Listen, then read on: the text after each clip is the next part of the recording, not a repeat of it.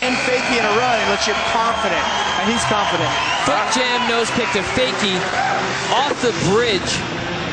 And it looks like we're going to have another run for all of these guys. Yeah. The rules say if there's enough time on the clock for one more run, when the first guy comes around, they all get another shot. And that's perfect for this guy and for Kyle. Even though that time's going to run out, we're still going to finish out the rotation, and Brett Manasewicz needs to really get it done here. Brett looks like he lost a little bit of his speed. Comes right back, the flare tail whip. He's flipping upside down, turning 180 degrees, and letting his bike flare out, then straight into something like that, a nice front flip. And it's not going to be enough to get him into that next round, but you know, you also care what place you end up, period. So you might as well throw down. Exactly. He looked a little lost at the end of that run, but again, this is only his second year competing at the X Games. He just missed the podium by one spot last year. He's only 16 years old. Remember that name, Brett Manasewicz. You'll be hearing it a lot years to go. He's going to get better and better. He's got his own private skate park now called The Kitchen, which ironically isn't far from the bakery in Chicago. Brian, I think they provide pastries for the bakery. Yeah, that's hold on. Oh, yes! That was a massive flip. He did that at our local park. Big giant flip, 90 over the hip. A lot of draws were dropped. Now let's take another look at this. Look how high he's boosting, sitting back, and nice slow flip. A little low. Look at that. Gary just riding like Gary rides. With a feeble grind. Clean. Feeble grinds, and your back peg is on the coping, your front wheel is up on the surface. Look at that high manual. Up on that carport. Hung up a little bit, but it didn't seem to affect him. He just maintains his speed no matter what. Him and Dennis, San Diego locals, let's just say that they know how to ride their bikes in San Diego. Look at that, downside double peg grind up on that plexiglass bridge. Casual downside grind, way above the cement.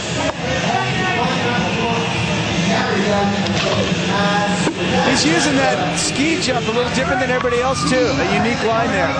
Oh, the 540, spinning around 540 degrees, straight to a turn down. That's another solid run there for Gary. Very solid. I don't think that's going to be enough to overtake Daniel. Which means he's going to be playing the waiting game. Exactly. When you're the guy on the bubble. Well, they got him a full. Wow, yes. Wow, I said it didn't think it was going to be enough, and he did. He overtakes Daniel Dares by 2 full points. The pressure is on. You know what? And that's well deserved when you're. Oh, Daniel's slipping a pedal. Daniel lost his line. Well, now this is huge. He's your defending gold medalist, and with him calling it with 28 seconds left on the run clock, that means Daniel Dares is now our bubble guy. Why? We take the top 2 scores out of each heat and the better third place scores. So with that last run for Gary Young, he's now solidified himself a spot in that final. And Daniel is now going to be nervously watching in heat number 2 to see if he gets edged out. That happened a couple years ago, where Dares was just kind of left speechless. He didn't realize you can't follow these scores that fast when you're up on the deck worrying about your run. Daniel would have been wise to try to bump that score, even to a 75, could make the difference. Well, I'm going to touch on what you said earlier. I don't know if these guys are really paying too much attention to that leaderboard, but let's take a look at some action from this heat. Last year's gold medalist, Daniel Dares. Look at this, Cork out of 720, his own version, his own style. Right here, Cork 720, totally Daniel style. I love seeing him do that. Out of the pool bowl, the alley-oop double tail whip. That's very impressive because that lip is steep.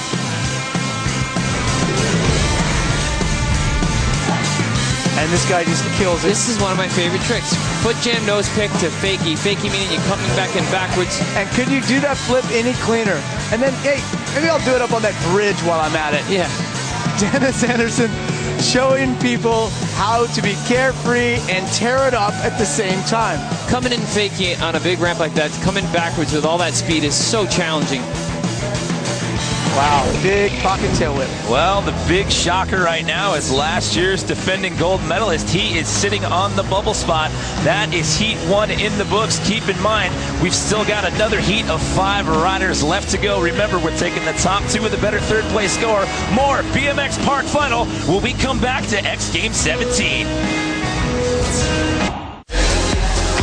Welcome Welcome, everyone, to day 3 of 4 here, X Games 17. You're looking at a live aerial shot of downtown Los Angeles and LA Live. We are on what we call the event deck, and we are down to our last jam session here. It is the BMX Park Final. We have narrowed the field down to 5 riders out of our 2 heats, and these 5 riders are about to do battle in hopes of walking away with some X Games gold here this afternoon. Hello, everyone. I'm Jimmy Coleman, sitting alongside Dennis McCoy and Kevin Robinson. We've got Chris Pastris out there getting some sideline reports for us, and the big story coming into this final, 2 actually. Dennis Anderson was our top qualifier coming out of elimination, and he pretty much picked up where he left off on Thursday. He's the top scorer guy here in the final, and last year's defending gold medalist Daniel Dares, he barely got in. He was our bubble score guy. He'll be joined by Chase Hawk, Gary Young, Scotty Kramer, and of course Dennis Anderson. But how about it with Daniel Dares getting in on that bubble spot?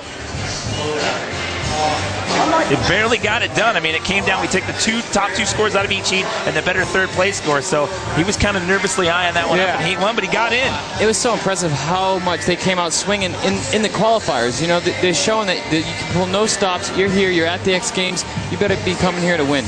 Yeah, well, you know what? It's going to be an interesting final. All the scores are a moot point at this point. We clean the slate, we re-rack, and we'll do it all over again. It is a 15-minute jam session. These riders will run in order as to how they're seated. So we'll see last year's gold medalist first, then Chase Hawk, Gary Young, Scotty Kramer, and then Dennis Anderson. It's a 40-second max run clock. You run in order.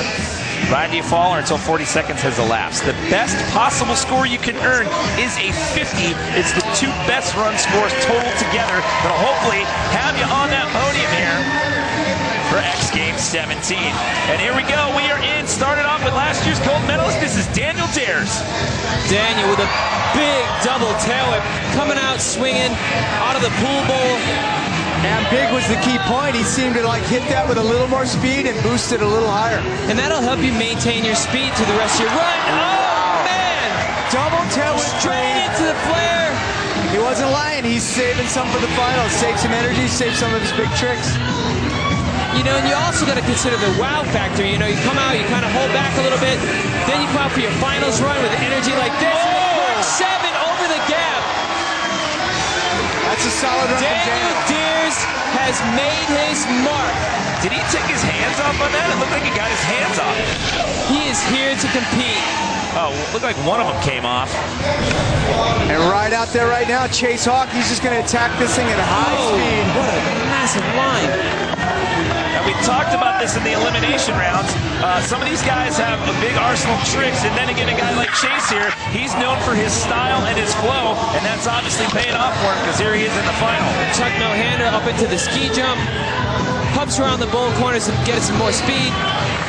Now Daniel's posted a 35.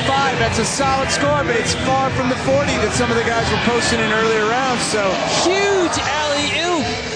Alley-oop meaning you kind of drift backwards, you kind of travel backwards through the air. Well, we're about to see another one of these style and flow guys with Gary Young. Watch how fast this guy propels himself through these corners and these pockets.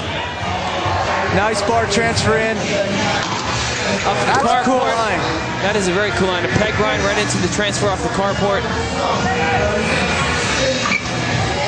Mandel on the same line, coming into a little bit of trouble there. The alley-oop backs up. The tail whip out of the tombstone.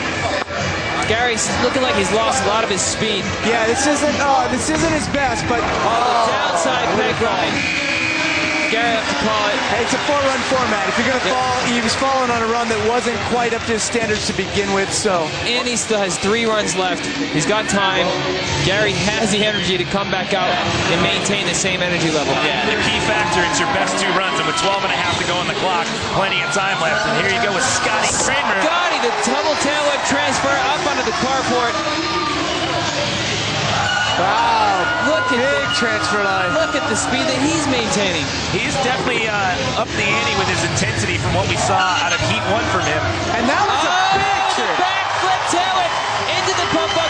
He landed basically basically flat with no transition. And look, he maintains his speed. He goes right back into his run.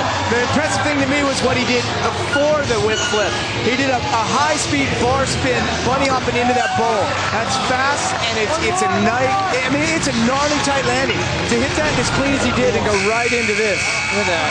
That's a big line. He just slipped the pedals there, but he touched down, so he keeps the run going. And he got his energy back quick. He got his speed back really quick. And no fault of his, really. I mean, there's just nothing to land on there. This is Dennis Henderson. Manual, tuck no-hander in. Whip down that. That's the challenge with a course like this. When you can falter a little bit, you can land a little low, and if you can get right back into your line and get your speed going again, that's what it requires for a course like this, and to put together a winning run. And he's not even halfway through the run yet, but I feel like we're going to be seeing the leader. Oh, the tail around the pocket. Yeah. He's just there it is. Looks like he's Jim really enjoying himself. Those are perfect. He's made every single one. Well, right into a tail whip.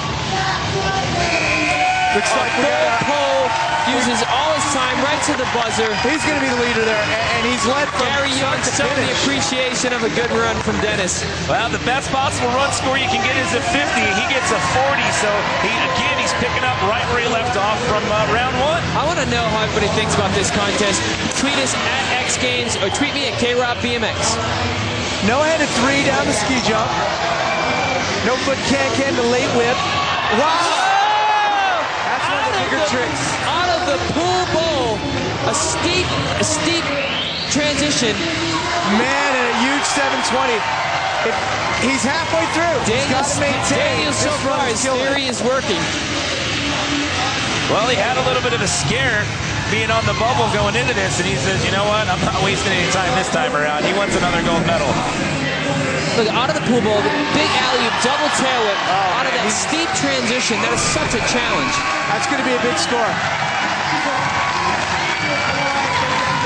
He's got a first run score of a 35, and he gets a 40. So that's a big run there for Daniel Dares as we bring back in Chase Hawk. Daniel Dares is back. Well, if this keeps up, there's going to be an all-out battle between him and Dennis Henderson. Chase nailing that man the line, high speed. See me posing right into the high speed ice pick grind. Just your back peg is on the coping. They showed a lot of control. Those are considered like flow type moves. And you do it and go into something that big, this is what people like to see. But he did quit really early and didn't have enough tricks, so. You know, the speed they have to maintain, the energy level they have to have, all while doing these tricks. You know, it's like running a 100-yard dash through an obstacle course. Yeah! That's a shame. That's a shame for him to mess it up. A feeble to 270. Feeble to 270. He's going up sub-box style. That's a 4-foot tall carport, and he's going up like a sub-box, feeble grinding, and then 270 out. But he has to get over the end of it. He's not coming back into where he took off. He's going into something straight. Well, the pressure's kind of on for Gary now because he's got to get 2 solid run scores with 8:44 left in the jam. Up on the manual pad. Watch this. Bar spin in. That's very impressive. Right into it. Backflip, tail whip, landing smooth. Maintain his speed that time. That landing is tiny. Landing smooth on a wooden, like about a 2-foot transition. 12 seconds to go. Again, I hate to keep saying if he can maintain, but we're seeing a lot of guys just run out of energy, run out of lines. Yeah, guys are getting out with about 8, 9, 10 seconds left. Big front flip. Big front flip, holding on. Right on the buzzer. Used all his time. Coming out with a banger right on the end. I always think that's super important. Yeah, that was a big run right into a big score. Guarantee. This run's going to be big for Dennis Henderson. And he's got a first run score of a 40. Remember, it's your 2 best run scores total together. So what does Dennis have for round 2? More of the same. High speed, flowing, big tricks, and not afraid to work in a little of everything. Big bar spin to X up. You don't see people going that high. Not going that. That's what I love seeing. That I love seeing people utilize the big ramps. Flip whip. That's ridiculous. Over that chunk. That is amazing. That's ridiculous. And look at that. That's what I'm talking about. Tech lip tricks in the run, still finds a way to keep the speed and get going again. This is what BMX is about. And he did that right now. And he did that out of a flip whip. Out of a flip whip. If you're watching at home, the 2 clocks in the upper right-hand corner of your screen. The one in white, that's how much time we have left in the jam session. The one in yellow, that is the run clock. And there you go, 41. 41, and Dares is going to pass on his run. Does he have the mechanical difficulty? Is he winded? I have no idea. This is not the time to be passing on your run. If there's nothing wrong with his bike, this is where it gets weird, because now Chase is going earlier than he would have gone. The next guy's going earlier than where somebody else might decide they want to pass. In a jam format like this, when somebody gets pulled out of the mix,